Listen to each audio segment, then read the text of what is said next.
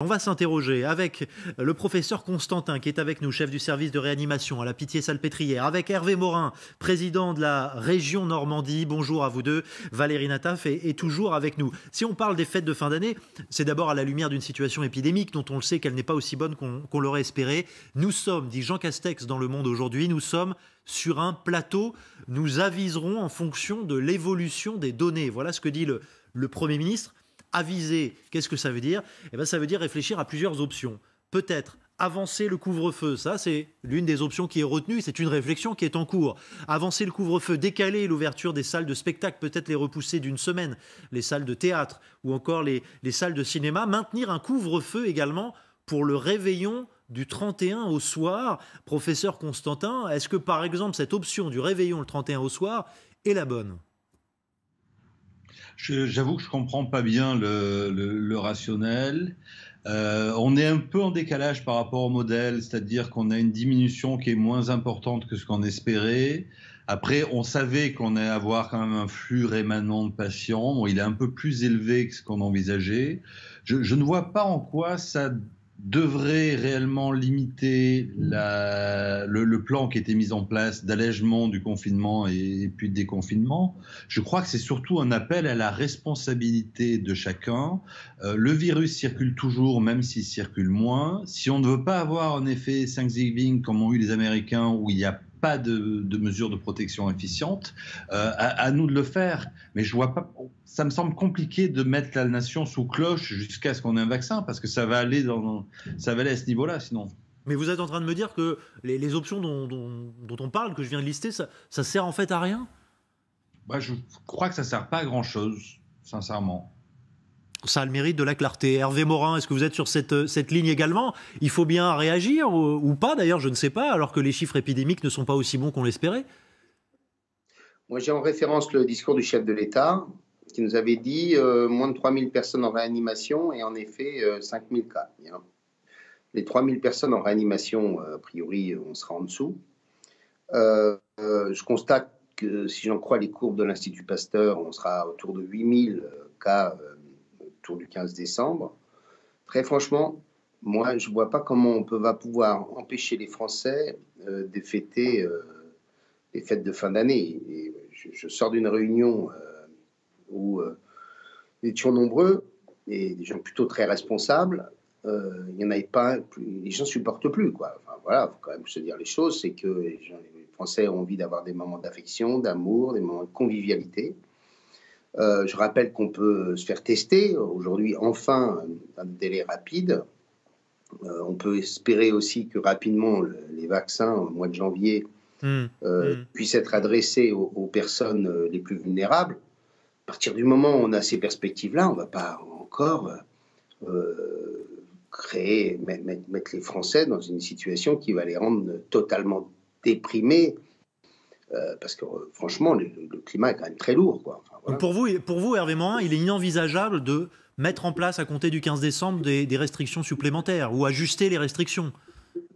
Non, je pense qu'on a quand même des capacités hospitalières qui se redressent. Moi, je ne suis pas médecin, donc je vois simplement ce que je peux lire, ce que me disent mes correspondants, c'est-à-dire les patrons des CHU de Caen et de Rouen. Je ne vois pas pourquoi on mettrait le pays en situation de ne pas pouvoir fêter Noël et le jour de l'an.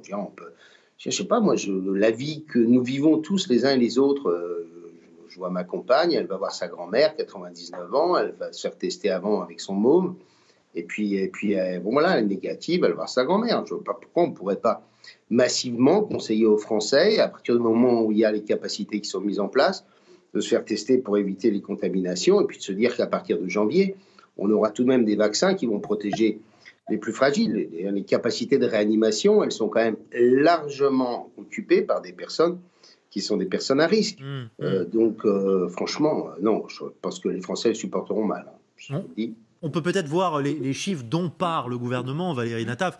Effectivement, si on en croit les projections, les tendances, les cas positifs, les nouveaux cas positifs chaque jour, on ne sera pas en dessous des 5000. Ça, c'est une évidence. En revanche, le président de la République, et Hervé Morin l'a souligné, avait fixé un deuxième objectif sur les personnes en réanimation, on devrait être entre 2500 à 3000, oui. C'est-à-dire tenir l'objectif fixé par le président de la République. Oui, et dans l'exécutif, les conseillers expliquent qu'il n'y a pas une religion du chiffre. On a dit autour de 5000, et comme Hervé Morin, je ne crois pas, ou comme le docteur Constantin, je ne crois pas qu'il soit à l'ordre du jour, en l'état actuel des choses, de sacrifier Noël ou le Nouvel An. La question n'est pas là. La question, elle est, faut-il prolonger les restrictions actuellement en vigueur jusqu'au 23 décembre? C'était la proposition du président du groupe Agir, qui était tout à l'heure sur votre plateau, Adrien, et qui disait que voilà ce qu'il avait proposé, qu'on puisse continuer les restrictions, ne pas avoir cet allègement de restrictions au 15 décembre,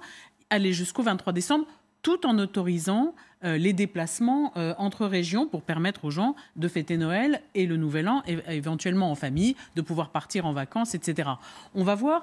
Pour l'instant, je trouve le gouvernement très prudent. Les phrases de Jean Castex que vous citiez tout à l'heure disent « on regarde, à chaque palier, on décidera ». C'est vrai qu'il y a des variantes qui peuvent intervenir, comme par exemple les salles de spectacle, les salles de cinéma ou les musées.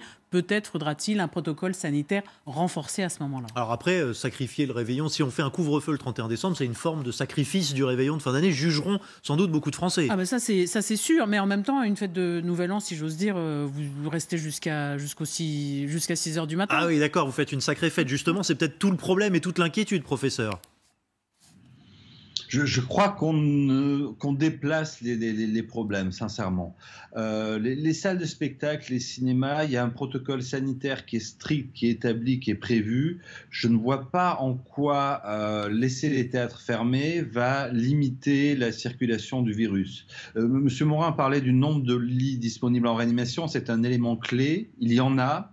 Et autant je pouvais entendre la non-ouverture des stations de ski pour pas surcharger les services de réanimation de patients en traumatologie, c'est quelque chose qui est cohérent. Le cinéma, le théâtre et ce qui va avec, je crois qu'on s'éloigne de nos préoccupations qui doivent être de faire attention, qui doivent être de changer, c'est-à-dire de plus embrasser sa grand-mère ou ses parents quand on les voit, d'être raisonnable, mais il faut arrêter d'appuyer sur la tête des Français parce qu'on n'en peut plus.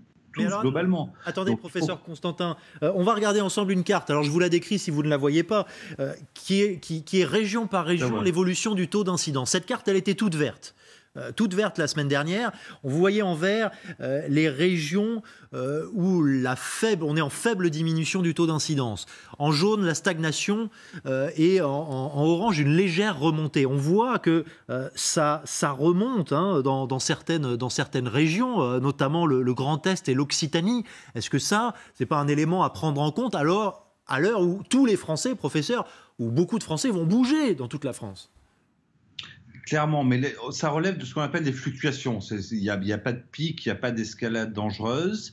Que le virus circule, on en est tous convaincus. Qu'il y a des risques, on en est tous convaincus. Et on sait qu'on va avoir une réaugmentation, de toute manière, courant janvier. Et le chiffre du 20 janvier pour ouvrir les restaurants n'a pas été fait au hasard. C'est que ça nous laissera le recul suffisant. Je crois qu'il faut, une fois de plus, appeler à la responsabilité individuelle. Mais moi, en aucun cas, je ne pourrais défendre sur un plan scientifique ou médical une quelconque augmentation ou poursuite des mesures coercitives. Oui, on l'entend bien dans vos propos, professeur. Hervé Morin, bon, votre région sur cette carte, elle est en vert. Signe que tout va bien et tout semble maîtrisé en Normandie. Vous êtes favorable à des mesures région par région ou, encore une fois, à vos yeux, ça serait inadapté? Moi, je suis favorable à un déconfinement territorial parce qu'il y a des endroits où ça circule beaucoup moins que d'autres. Si vous allez en Charente-Maritime, ça circule beaucoup moins que d'autres. Et moi, je pense qu'on aurait pu ouvrir plus tôt restaurants, etc., dans les coins où le virus circule très peu.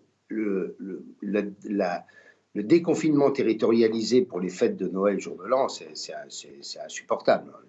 D'une part, parce que les Français bougent, parce que les Français ne sont pas tous grégaires au point d'avoir toute leur famille à 20 km. Donc tout ça n'a pas de sens. C'est-à-dire là, il faut qu'une seule mesure pour tout le pays. Ça fait absolument aucun doute.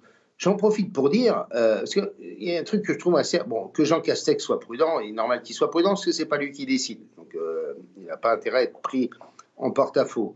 Le second point qui est quand même clé, c'est qu'il faut se comparer aux Européens.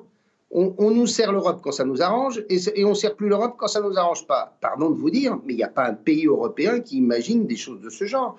Et la plupart des pays européens ont des mesures beaucoup moins coercitives que les nôtres. Le seul pays où ça va mal, c'est l'Italie, pour le moment, ou tout du moins ça a l'air d'aller plus mal que chez nous. Pour le reste, on est très clairement dans la moyenne, et plutôt dans la basse moyenne des autres pays européens.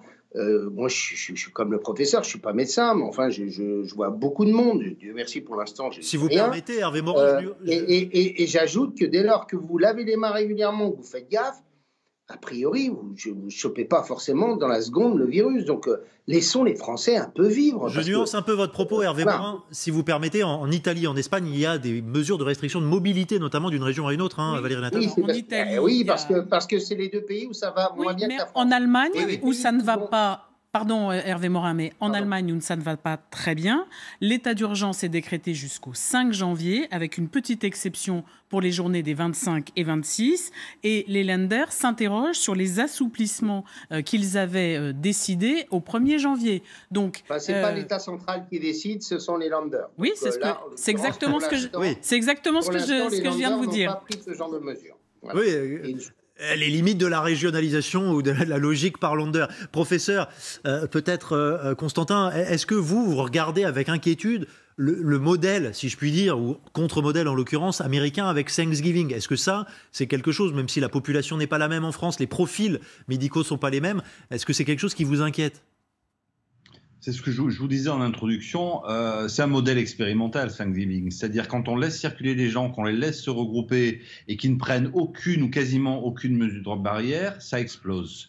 Je ne pense pas qu'on puisse comparer la population française qui est résiliente, qui fait tout ce qu'on lui dit de faire et plutôt bien depuis le début, à ce qui se passe aux États-Unis où pour des raisons politiques, il y a une sorte de fierté de ne pas respecter les mesures barrières, on voit où ça les mène. Merci, professeur Constantin. Merci, Hervé Morin, Valérie Nataf, d'avoir pris le temps d'échanger. Et sur tous ces points, encore une fois, on attend beaucoup de précision et de clarté de la part du ministre de l'Intérieur, du ministre de la Santé, pardonnez-moi, pas du ministre de l'Intérieur, Olivier Véran.